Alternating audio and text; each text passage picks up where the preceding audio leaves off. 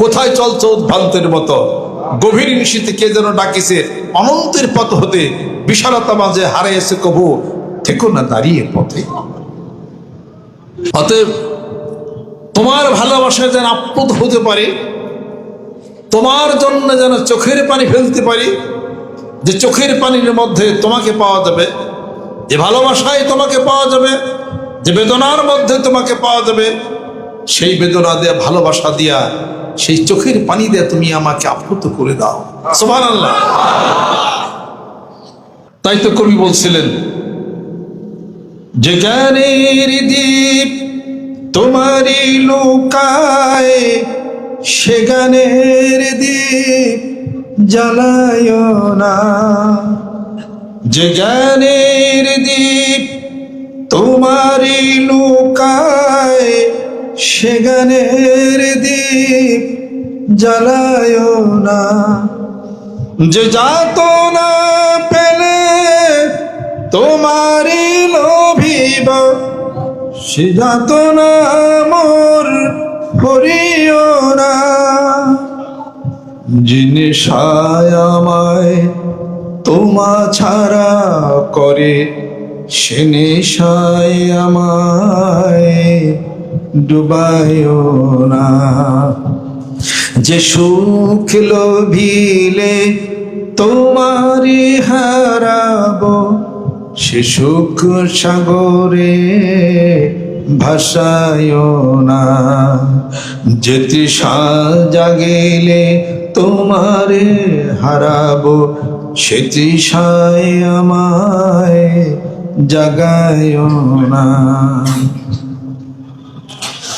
যে কথার মাঝে তব কথা নাই, সে কথা মোরে শোনায়ও না। যে কথার মাঝে তব কথা নাই, সে কথা মোরে শোনায়ও না। যে আঁখি ঝরিলে তোমার লোভিব, সে আঁখির ধারা মুছায়ও না। যে আঁখি ঝরিলে তোমার লোভিব, সে আঁখির ধারা মুছায়ও না। যে তৃষা জাগিলে তোমারে হারাবো, সে তৃষায় আমায় জাগায়ও না। তোমার পিপাসায়, তোমার প্রেমে, তোমার ভালোবাসা আপ্লুত যেন হতে পারে। ওই টাকা, ওই সুখ চাই না, যে সুখ যে টাকা হে মাহবুব তোমাকে বলে যায়। ইয়া আইয়ুহাল ইনসান মা গররাকা বিরব্বিকাল কারীম, হে মানব সকল, আমি দয়াময় প্রভু থেকে উদ্ভ্রান্তের মতো কোথায় চলছো আমাকে ছেড়ে? বারবার যিনি হাত ছাড়িয়ে দিচ্ছেন তোমাদেরকে, আমাদেরকে, ফিরে আসো শান্তির দিকে, ফিরে আসো এই শান্তির নিকেতনে। যেদিন তোমার জীবনের শেষ কৃত্য হয়ে যাবে, আমার পক্ষ থেকে মালাকুল মউত সে আমার দেওয়া ফুৎকার রুহটা নিয়ে আসবে। মরা দেহটি পড়ে থাকবে, বাবা কান্নার জিজ্ঞাসায় ক্ষত বিক্ষত হয়ে এই মাটির জমিনের উপরে কান্নাকাটি শুরু হয়ে যাবে, পানি গরম করা হবে। আর সেই অন্ধকার কবরে তুমি আসবে, কার কাছে তোমার ঠিকানা হবে? আমি মালিক, আমার সামনেই তোমাকে দাঁড়াইতে হবে।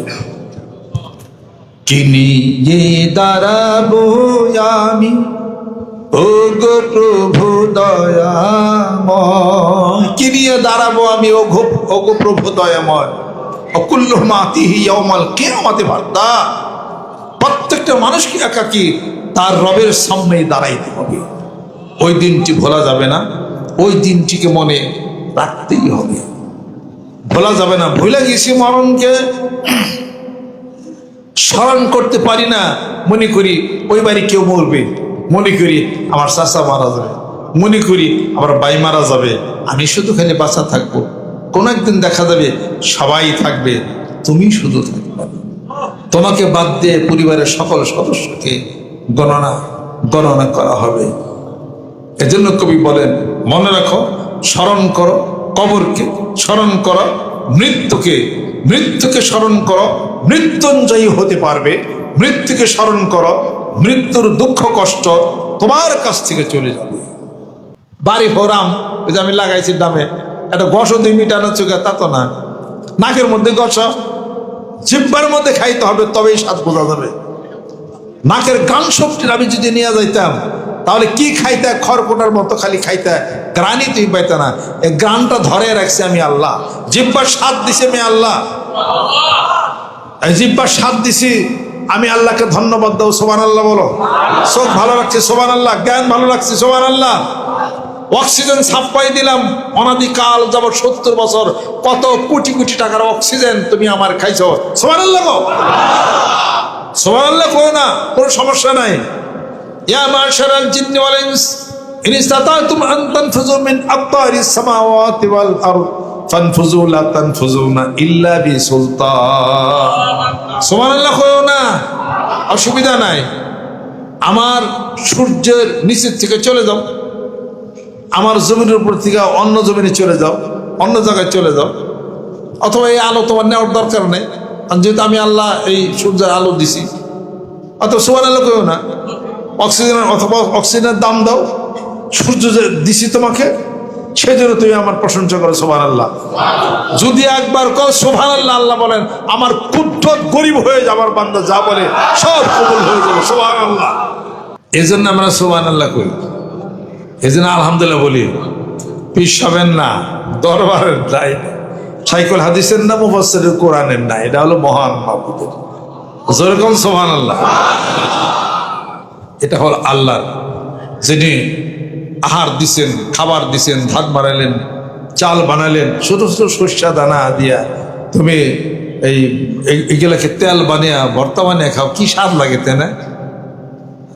মরিচটা পুরাও, পেঁয়াজটা কাটো, সর্ষের তেলটা দাও, কতগুলো গোলাল একসাথে নাও, ভর্তাটা বানিয়ে এক থাল গরম ভাতের মধ্যে আলু ভর্তা দেয়া খাইলে, পরে আবার একটু ডাল নিলে, সেই রকম অবস্থা।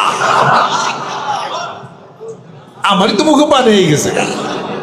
সকালবেলা গরম করে এক থাল ভাত, এর সাথে আর কিছু আছে?